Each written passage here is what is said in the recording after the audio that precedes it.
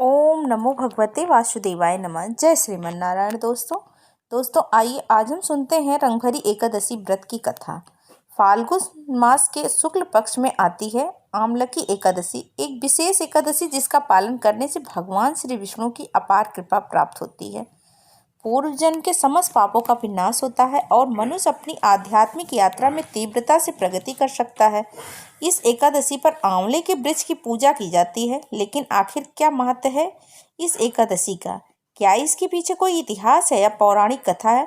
तो जी हाँ, आज की इस वीडियो में हम देखते हैं कि आमलकी एकादशी से जुड़ी हुई एक सुंदर पौराणिक कथा। आइए आज की आमलकी एकादशी व्रत कथा को आरंभ करते हैं। यह कथा आती है ब्रह्मांड पुराण में। एक समय इस पृथ्वी के राजा युधिष्ठिर महाराज ने परम भगवान श्री कृष्ण से पूछा, हे मधुसूदन, फाल्गुन मास के शुक्ल पक्ष में कौन सी एकादशी आती है और इस व्रत का पालन किस प्रकार करना चाहिए? तो इसके उत्तर में भगवान श्री कृष्ण कहते हैं, हे धर्मनंदन, प्राचीन काल में यही प्रश्न राजा मांधाता ने अपने गुरु वशिष्ठ ऋषि से पूछा था।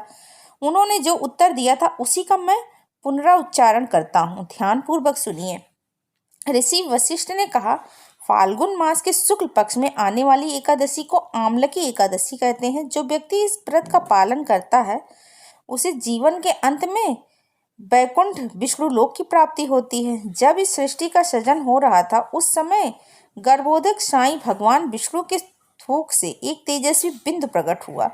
वह बिंदु पृथ्वी पर गिरा और उसी में से एक वृक्ष की उत्पत्ति हुई। जब देवताओं ने इस वृक्ष को देखा तो उन्हें आश्चर्य हुआ और फिर एक आकाशवाणी हुई। यह श्री विष्णु का अत्यंत प्रिय आमलकी वृक्ष था।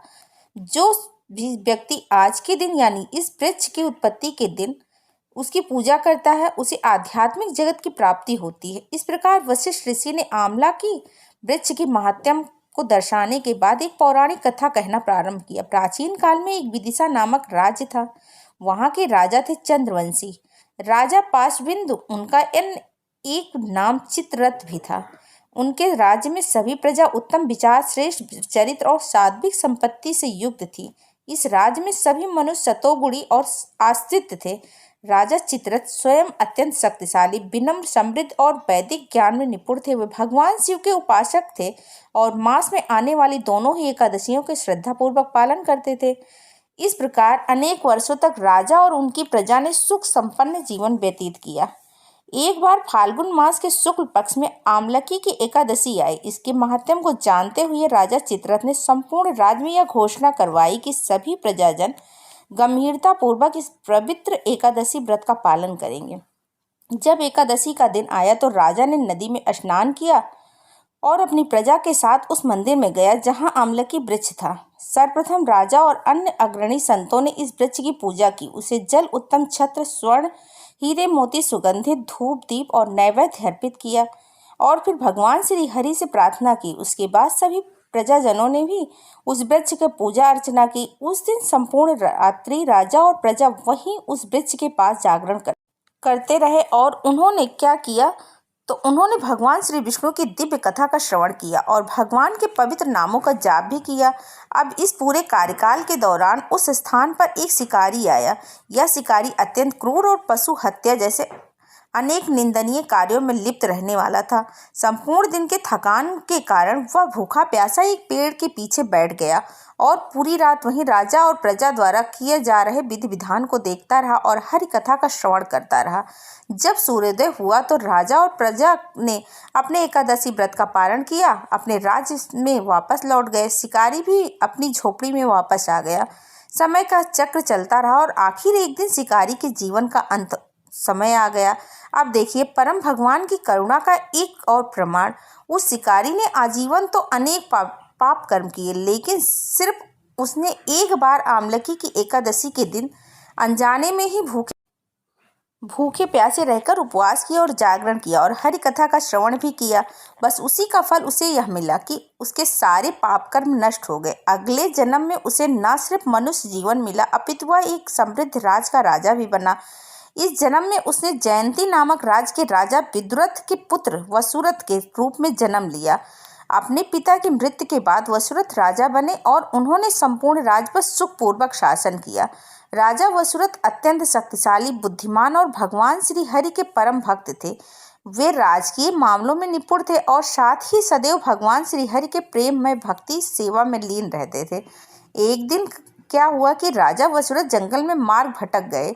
वैसे तो वे अपने मंत्रियों के साथ रहा करते थे, लेकिन किसी कारणवश वे अलग हो गए और रास्ता भूल जाने के पर किसी और दिशा में चले गए। अब संध्या होने वाली थी। राजा को भूख प्यास और अत्यंत थकान लगी हुई थी, इसीलिए वे एक वृक्ष के नीचे विश्राम करने के लिए लेट गए।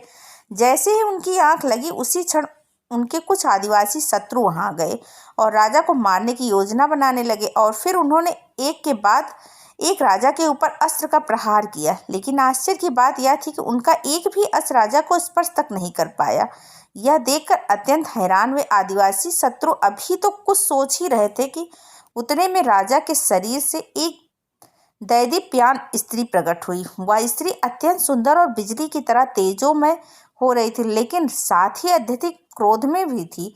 उसने उसी क्षण अपने प्रज्वलित चक्र से उन सभी आदिवासियों का संहार कर दिया और तुरंत अदृश्य हो गई।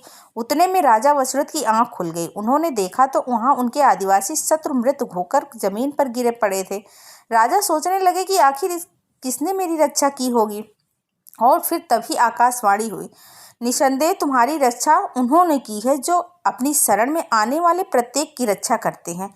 यह सुनकर राजा समझ गया कि परम भगवान श्री विष्णु जी ने ही उनकी सहायता की थी, और यह जानकर वे भक्ति भाव से अभिभूत हो गए। और अंत में इस कथा का समापन करते हुए वशिष्ठ मुनि ने राजा मानधाता से कहा, हे राजन, जो भी व्यक्ति इस अत्यंत पवित्र अम्लकी एकादशी का पारण करता है, वह निस्संदेह परम भगवान श्री विष्णु के परम लोक को प्राप्त करता है। और इस प्रकार परम भगवान श्री कृष्ण ने भी आम्लकी एकादशी से संलग्न महाराज युधिष्ठिर की जिज्ञासा को संतुष्ट किया।